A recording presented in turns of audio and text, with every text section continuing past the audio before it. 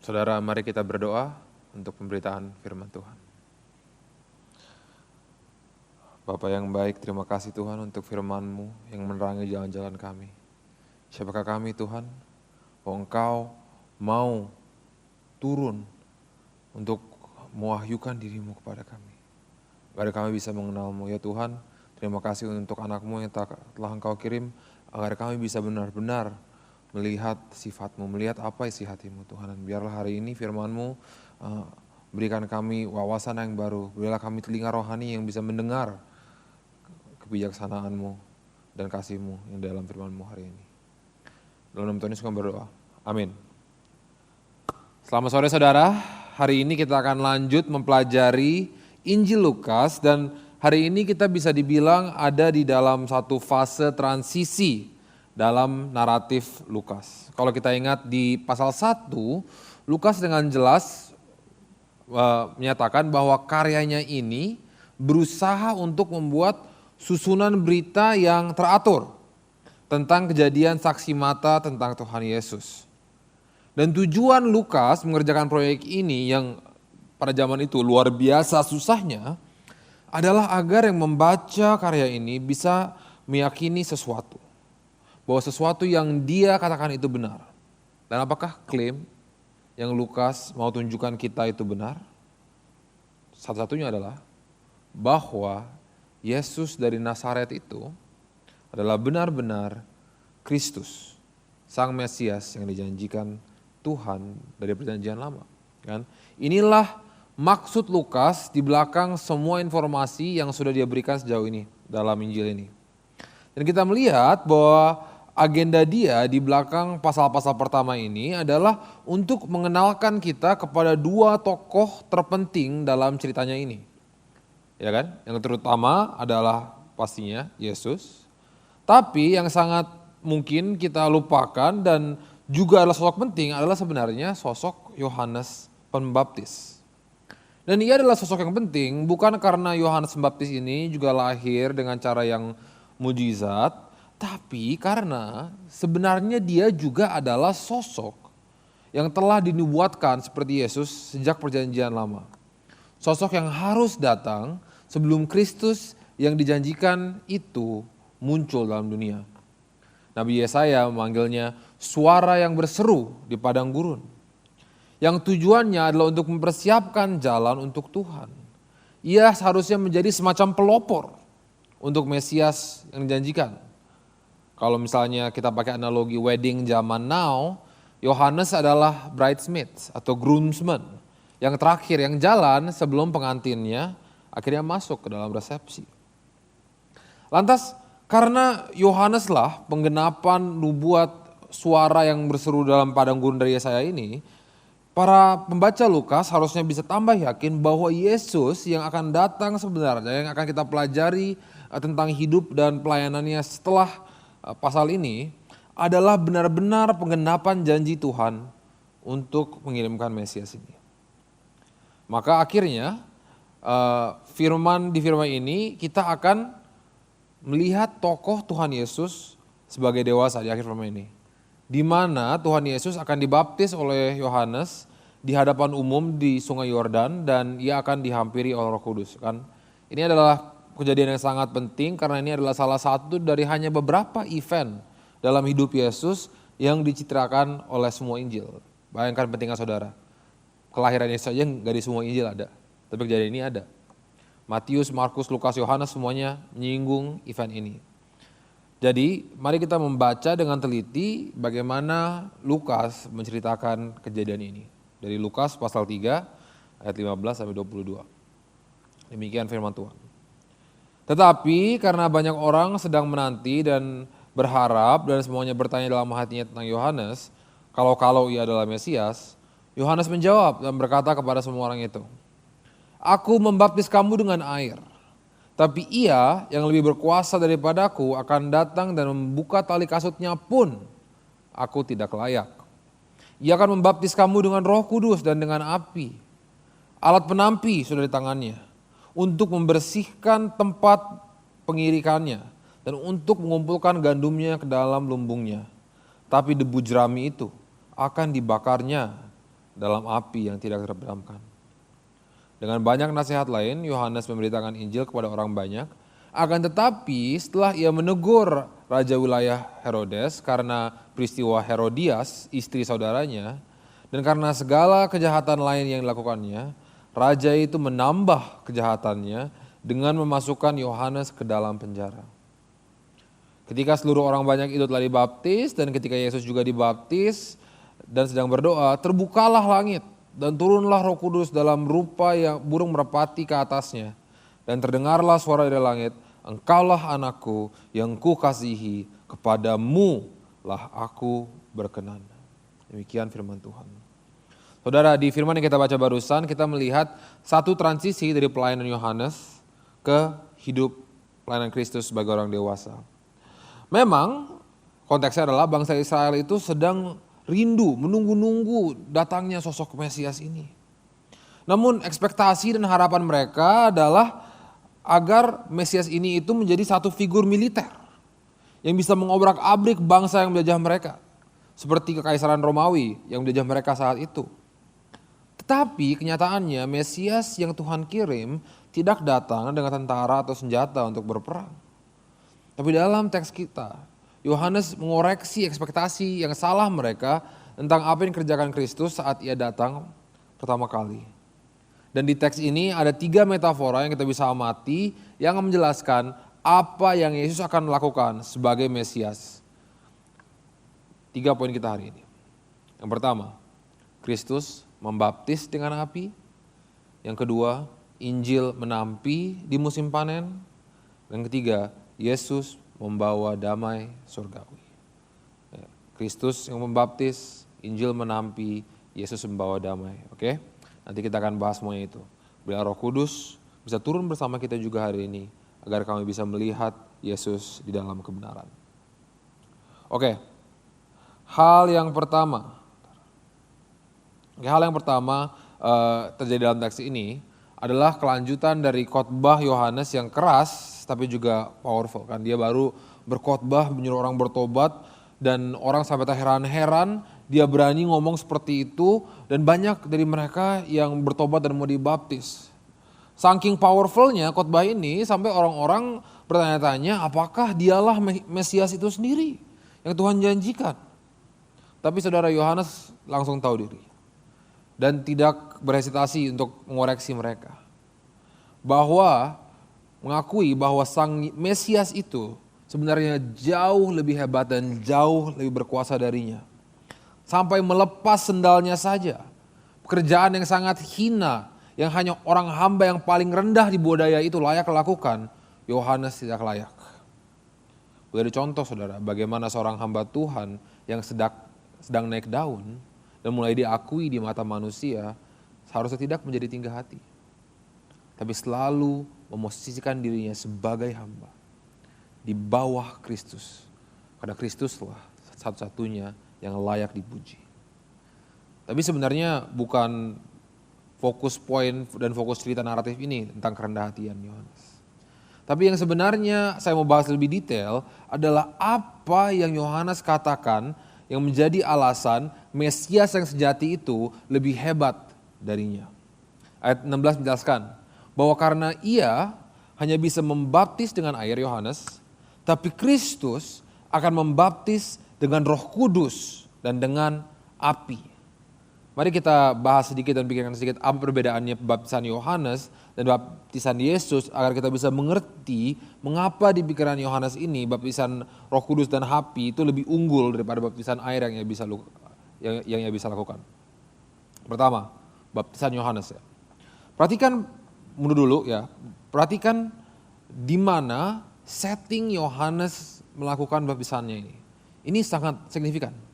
Dikatakan jelas di ayat 3 bahwa ia membaptis orang-orang itu di sungai Yordan. Dan saudara, bagi orang Israel, lokasi ini adalah lokasi yang sangat signifikan. Kenapa? Karena waktu zaman dulu, waktu pertama kali Israel menyeberang dari padang gurun ke tanah perjanjian, mereka harus lewat mana? Sungai Yordan. Dan kita bisa membaca ceritanya ini di Yosua 3. Dan kalau kita ingat kembali ke cerita bangsa Israel di perjanjian lama zaman dulu. Apa yang seharusnya mereka lakukan? Mereka seharusnya menjadi bangsa yang berbeda dari bangsa-bangsa lain. Bangsa yang takut akan Tuhan dan hanya menyembah Tuhan, Yahweh secara eksklusif. Menjadi bangsa yang mencintai kebenaran dan mengasihi tetangga dan menegakkan keadilan. Tapi kalau saudara pernah baca dan mempelajari cerita bangsa Israel, akan cepat kita bisa melihat bahwa Israel terus menerus berulang kali gagal memenuhi panggilan ini. Mereka terus menerus memberontak, mereka terus menerus menyembah dewa-dewa palsu dan berkelakuan sama seperti bangsa-bangsa lain yang tidak mengenal Tuhan. Dan cerita perjanjian lama adalah bahwa karena ini Tuhan membiarkan bangsa-bangsa asing tersebut menjajah tanah Israel dan membuat orang Israel berserakan di bangsa-bangsa lain di negeri yang asing. Ya kan? Lantas inilah apa yang Yohanes sedang lakukan saat ia membaptis orang-orang di Sungai Yordan. Ia menyatakan bahwa penindasan mereka waktu itu di tangan Kekaisaran Romawi juga disebabkan oleh pemberontakan mereka dan ketidaktaatan mereka kepada Tuhan.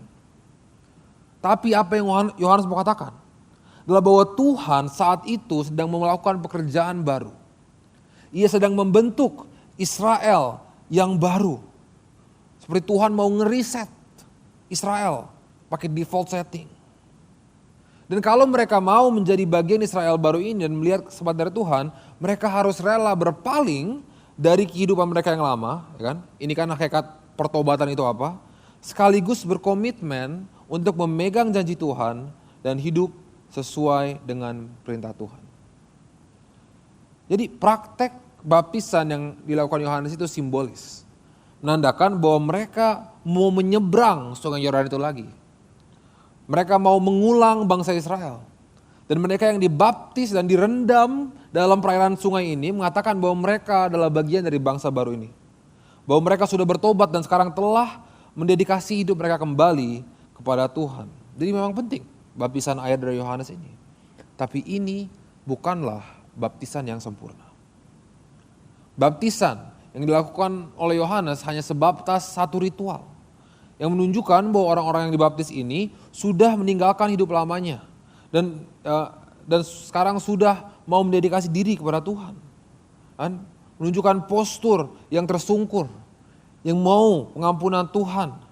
Dan postur ini memang perlu untuk mempersiapkan mereka untuk melihat keselamatan dari Tuhan yang akan menunjukkan dirinya di tengah-tengah mereka sebentar lagi.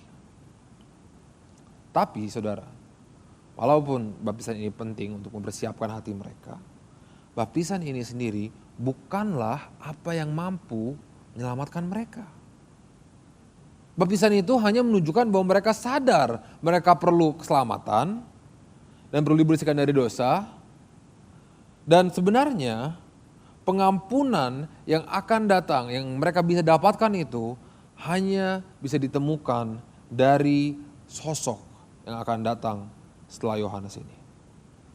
Jadi baptisan saudara yang benar-benar bisa menyucikan manusia. Satu-satunya baptisan yang menyelamatkan kita adalah baptisan yang hanya bisa dilakukan oleh Tuhan Yesus. Yang Yohanes sebut sebagai baptisan oleh Roh Kudus dan api. Ya kan? Ini memang frase yang agak misterius ya, yang mengherankan semua orang. Juga banyak sekali kontroversi yang muncul karena perselisihan tentang penafsiran firman ini. Rumitnya adalah karena salah satunya memang firman ini nggak membahas secara detail langsung apa maksudnya Yohanes tentang ini.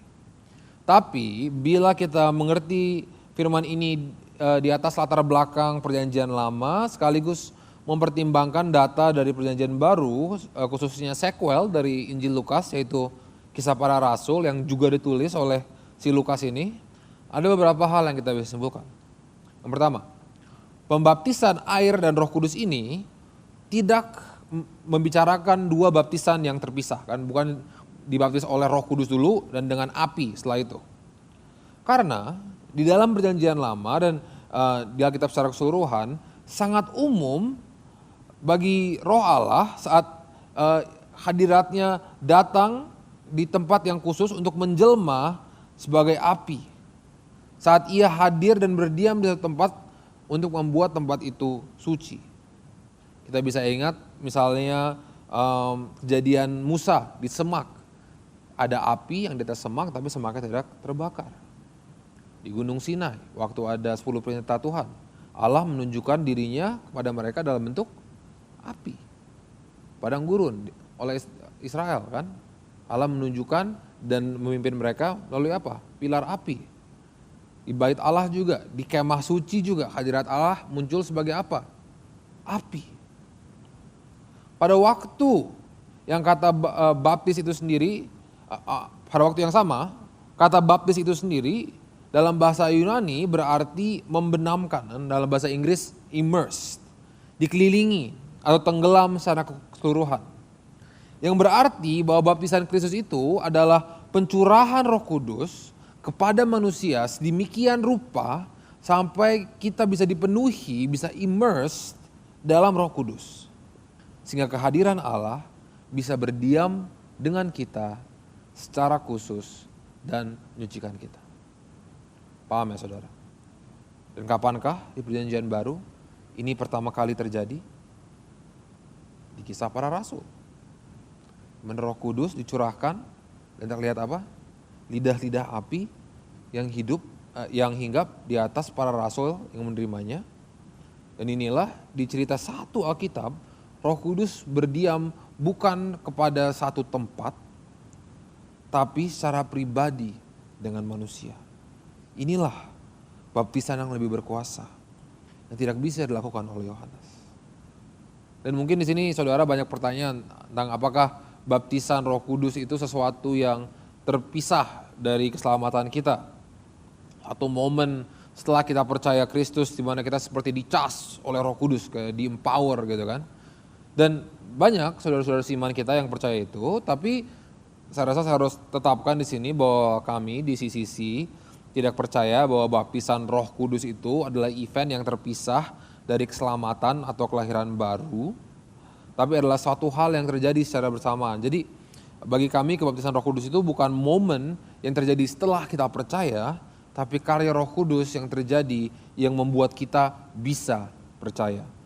Oke, cukup segitu saja kita penjelasannya. Saya sadar ini adalah salah satu hal yang bisa dibahas secara panjang lebar, dan saya rasa khotbah hari Minggu sekarang bukan tempat yang paling efektif untuk mempelajari hal ini dengan mantap.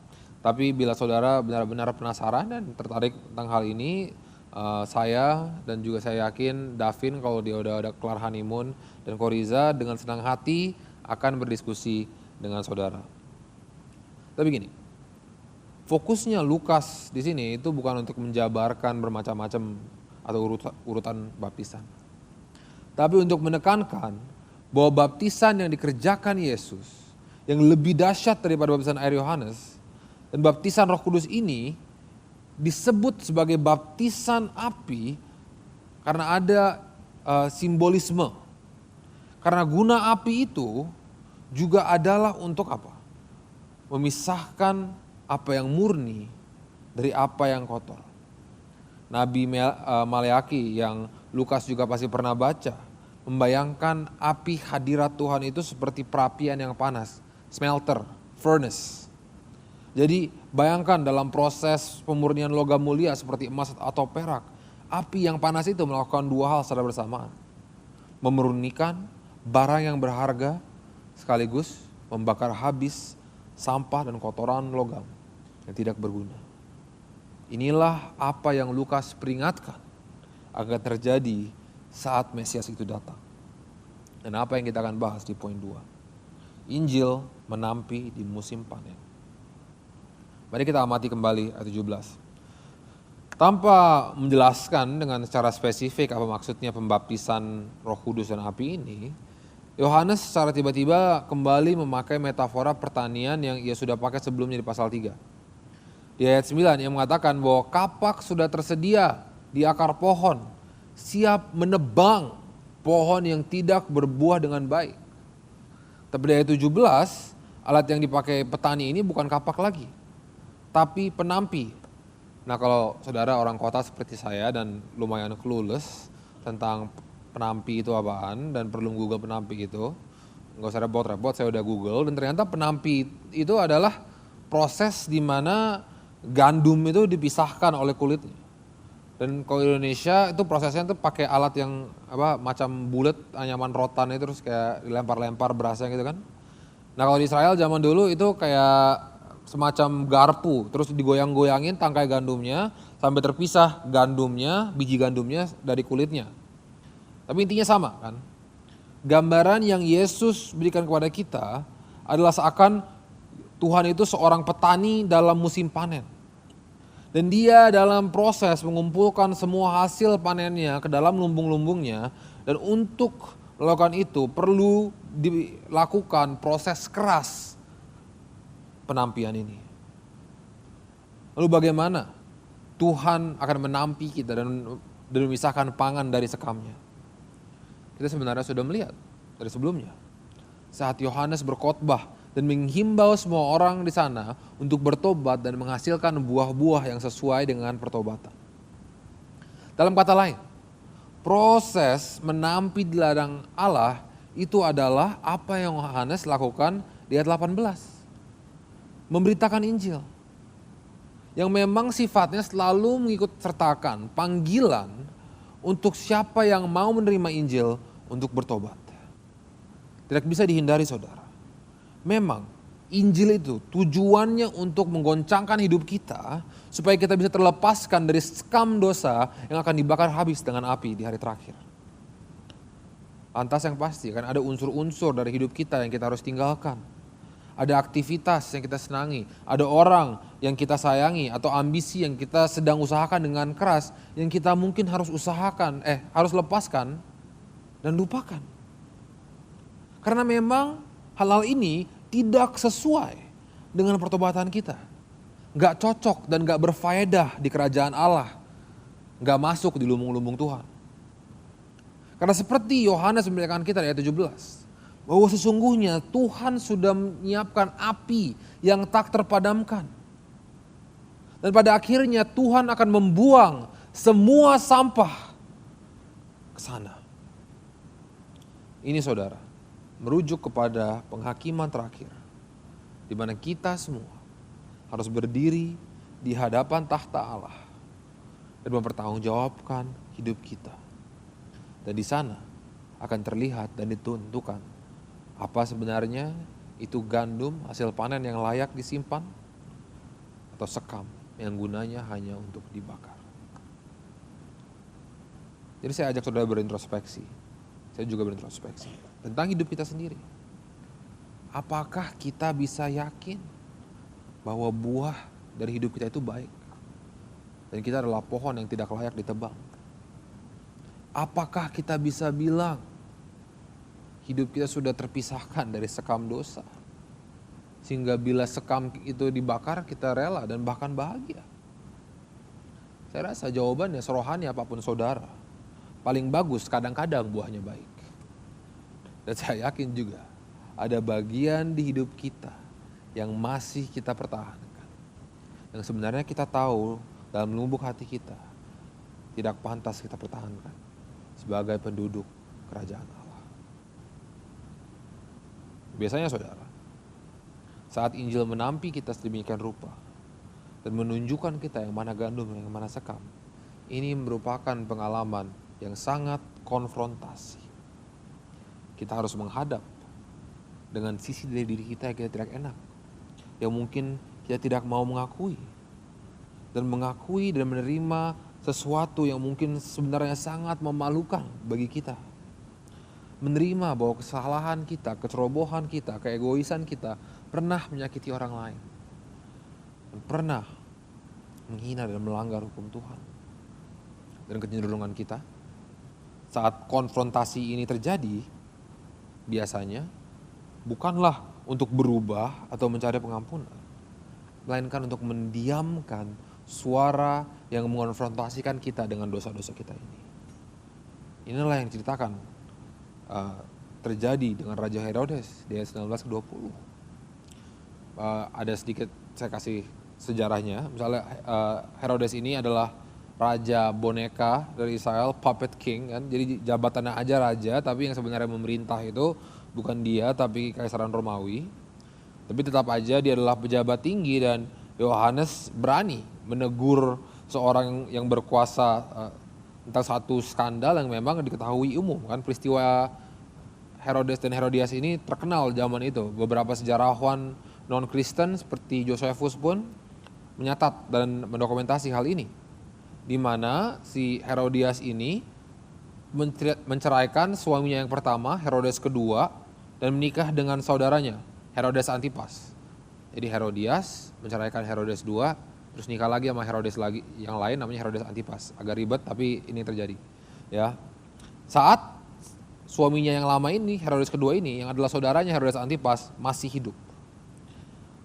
Dan Yohanes bernyali untuk menegur orang berkuasa seperti itu. Bisa bayangkan saudara, menegur orang penting, orang berkuasa di zaman sekarang aja itu mengerikan. Apalagi zaman dulu, konsekuensinya bisa fatal. Dan benar, karena kenekatan Yohanes yang diceritakan ini, dia dipenjarakan dan akhirnya akan dieksekusi oleh Herodes ini. Tapi fokusnya cerita ini bukan untuk menekankan bahwa Yohanes itu orang yang berani. Karena sebenarnya ia ingin menunjukkan betapa bobroknya Raja Herodes ini. Secara politik soalnya, Herodes ini adalah sosok yang sangat penting kan. Pemerintah Romawi membiarkan dia menjadi raja agar ia bisa memimpin orang Yahudi. Jadi Herodes bersama imam besar di Yerusalem adalah dua figur yang dianggap sebagai pemimpin umat Israel, umat pilihan Tuhan. Orang yang seharusnya menjaga hak-hak orang Yahudi untuk mengikuti hukum Taurat. Tapi tindakan dia menikahi kakak iparnya itu adalah dosa yang benar-benar besar dan benar-benar najis bagi hukum Taurat. Jadi situasinya adalah seseorang sosok yang harusnya menjadi penjaga dan pembela hukum Taurat belak-belakan hidup bertentangan dengan hukum Taurat. Luar biasa ini penghinaannya terhadap hukum Allah, seakan ia meludahi firman Tuhan. Tapi saat Nabi Allah, saat Yohanes membawa firman Tuhan, datang untuk memanggil dia bertobat dan menawarkan dia pengampunan, apa yang Herodes lakukan? Di-reject panggilannya. Kalau ibarat WA di-blok kontaknya. Dimasukin aja penjara, biar gak kepikiran. Dan ini teks kita jelaskan, bukan solusi, tapi sesuatu yang membuat hal ini tambah parah. Karena jelas di ayat 20 dikatakan bahwa dengan ini Herodes hanya mencatat kejahatannya. Ini mengingatkan saya saudara tentang cerita Firaun di kitab Keluaran kan, kalau saudara ingat. Yang terus mengeraskan hatinya walaupun berkali-kali diperingatkan dan diberi kesempatan untuk bertobat dan untuk taat kepada Tuhan. Sampai pada akhirnya kerajaannya harus diobrak-abrik dan anak sulungnya harus meninggal baru ia mau mendengarkan Tuhan. Dan Herodes pun, kita akan baca nanti di Kisah Para Rasul 12, akan menerima upahnya. Ia pun akan dimatikan oleh Tuhan dan dimakan oleh cacing.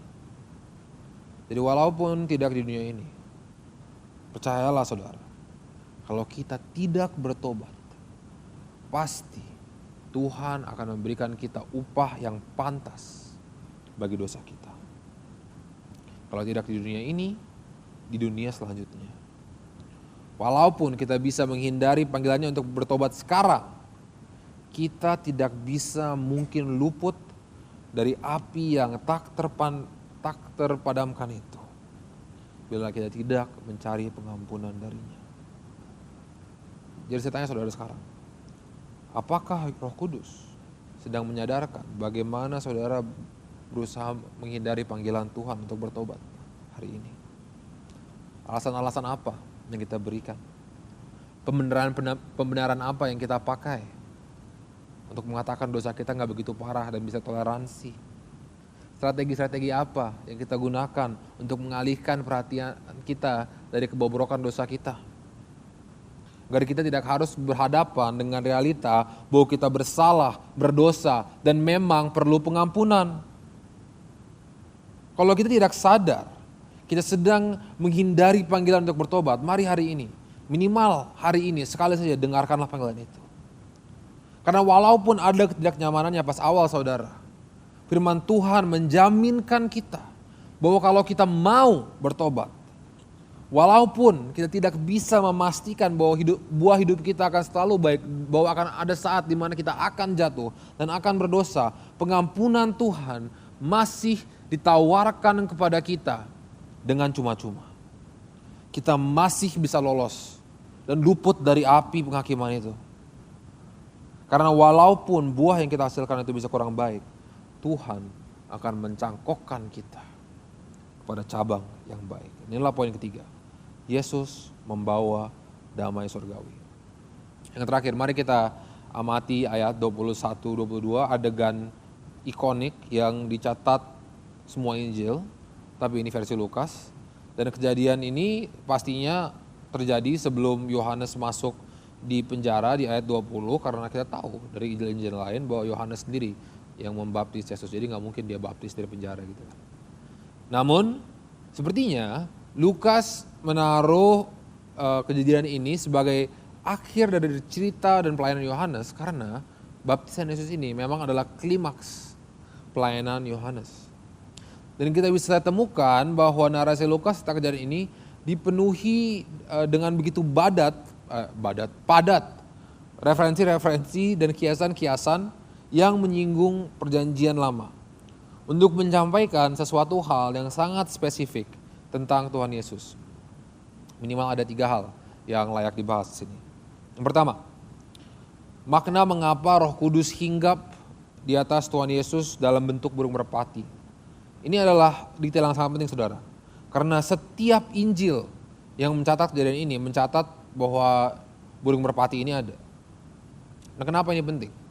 Karena bagi orang Israel, burung merpati ini adalah burung yang sering dipakai sebagai korban bakaran di Bait Allah. Biasanya dipakai sebagai korban pendamaian bagi orang yang tidak mampu dan tidak layak. Karena seperti orang yang miskin yang tidak mampu membeli lembu. Atau korban bagi orang asing, orang non-Israel yang dianggap haram dan najis. Atau orang-orang yang secara ritual dianggap najis menurut hukum Taurat. Misalnya orang yang memegang binatang haram atau sedang datang bulan gitu kan. Orang yang dianggap tidak bersih di depan hukum Taurat. Dan cara mereka berdamai dengan Tuhan dan diperbolehkan lagi untuk mendekat kepada Tuhan, salah satunya adalah dengan menggunakan dan membakar burung merpati ini sebagai korban. Oke. Dan ada pula simbolisme ini juga kita bisa trace balik di belakang hukum Taurat ke cerita Nabi Nuh, ya kan? Di mana Allah membanjirkan, membaptis dunia dengan air untuk menghakimi dan membersihkan dunia dari dosanya yang sudah terlalu parah. Dan di sana juga Tuhan mau ngeriset ciptaannya dan mengulang umat manusia melalui Nuh. Dan saudara ingat bagaimana Tuhan memberitahu Nuh bahwa periode penghakiman itu sudah selesai dan dia sudah selamat dan Tuhan sudah berdamai dengan dunia dengan mengirimkan apa? Burung merpati. Ya kan? Jadi waktu Roh Kudus datang sebagai burung merpati dan hinggap di atas Yesus, ini merujuk kepada fakta bahwa Yesuslah sang pembawa damai ini. Dialah yang memungkinkan orang yang tidak mampu, orang yang tidak layak untuk dibersihkan dari kecemaran dan kenajisan dosa kita, orang yang dianggap najis. Yesuslah cara mereka bisa didamaikan kembali dengan Tuhan. Karena seperti di zaman Nuh, Tuhan juga sedang mau memperbaharui ciptaannya. Dia sedang mau membuat dunia baru dengan umat baru dan kemanusiaan baru. Dan ia juga sekali lagi akan memurnikan ciptaannya dan menghakimi dosa sekali lagi untuk terakhir kalinya. Kali ini bukan dengan air, tetapi dengan api. Dan saat burung merpati itu hinggap pada Tuhan Yesus, Tuhan sedang memberikan kita konfirmasi seperti ia berikan kepada Nuh, bahwa melalui Yesus ini kita akan bisa selamat juga dari pembersihan dosa ini.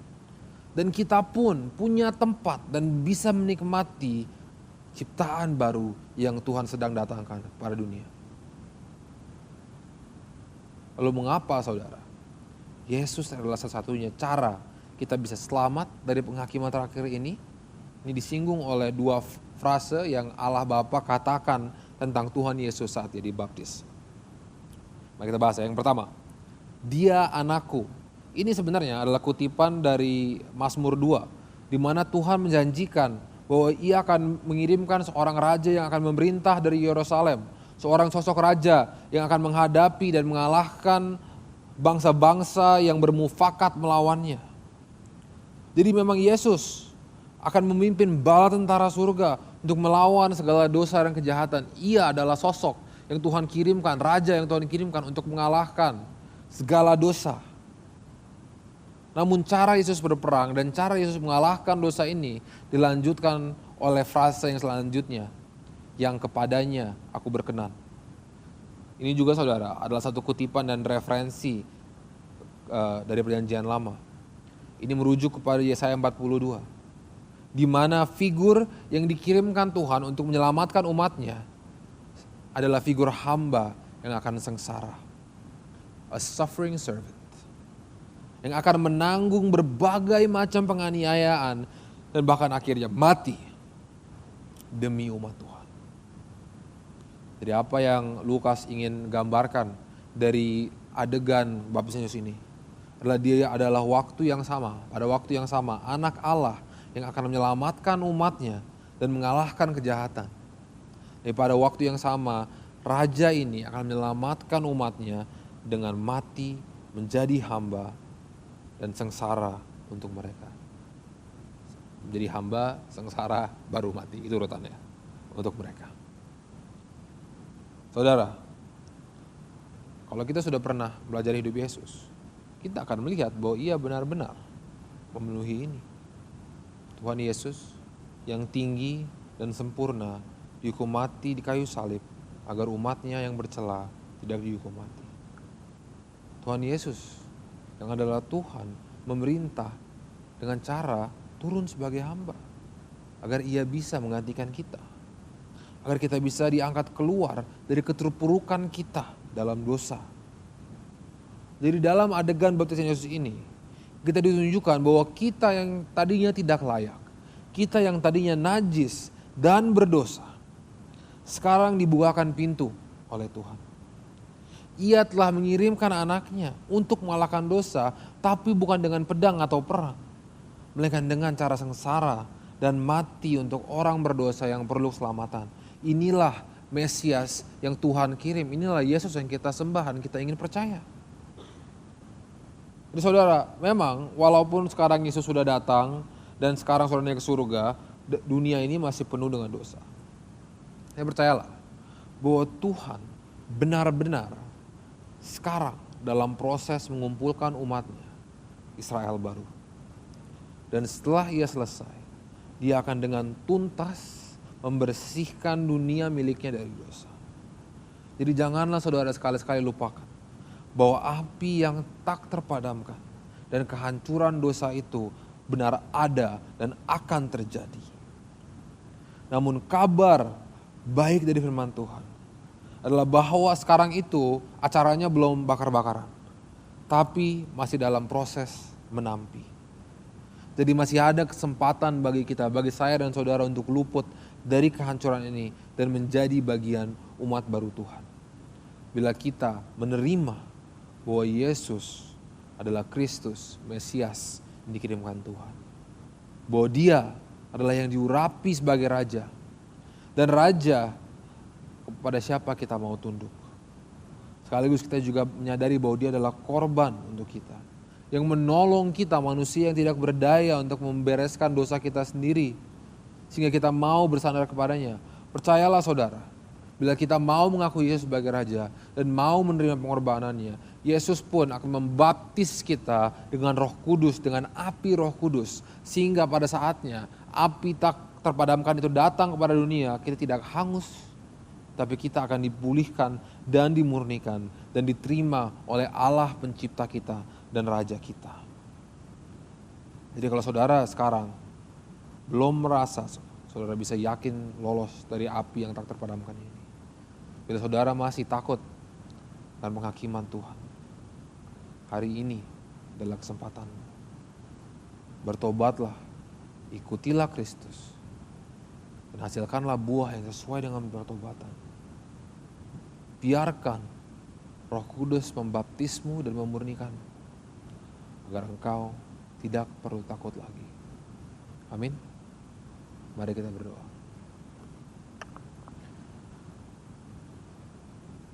Ya Tuhan, kami menyadari bahwa Engkau adalah alat suci, Allah yang suci. Engkau adalah api yang begitu panas, dan kami manusia berdosa seharusnya terbakar dalam hadirat-Mu. Tapi Tuhan, kami sadar bahwa Engkau membuka jalan bagi kami.